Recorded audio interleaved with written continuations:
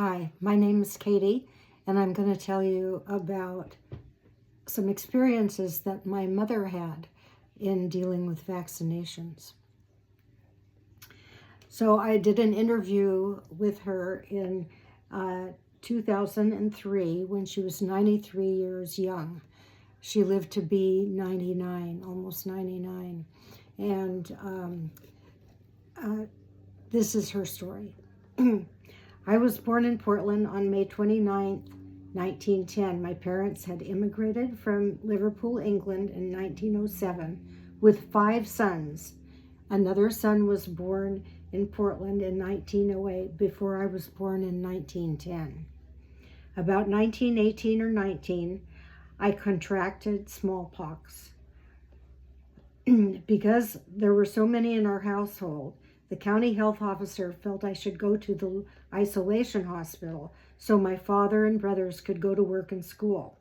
At that time, if anyone in the family had a contagious disease, a sign was posted on your house and the home was quarantined for 2 weeks. The isolation hospital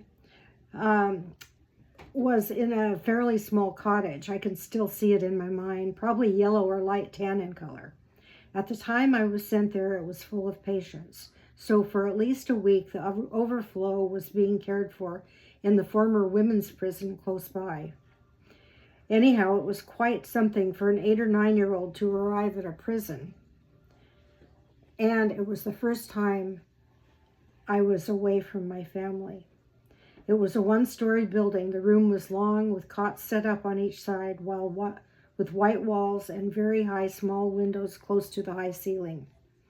I don't remember too much about the care, except I know they were kind to me.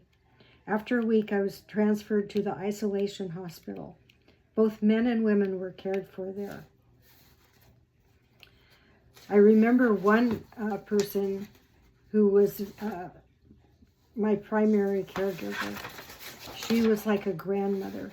She was small and not very tall and slight of build. She prided herself on the care and knowing the right time when the scabs could be removed safely. Then she'd take a small knife and remove them. Then you could be released from care to go home. I probably was there at least 2 full weeks in total, but I know it was when the scabs had dried completely.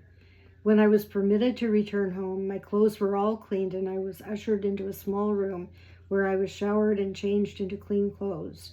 The clothes I had on were probably destroyed. Then I was ushered out a side door to the outside. I could not go back into the house or I would have been contaminated again.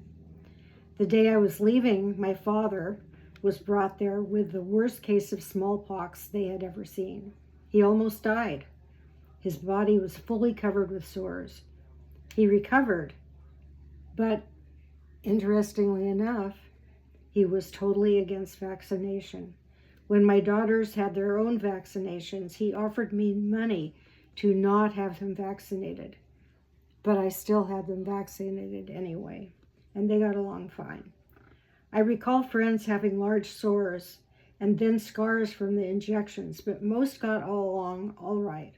Luckily, I only had 1 pock mark on my nose, and I probably didn't have a very severe case.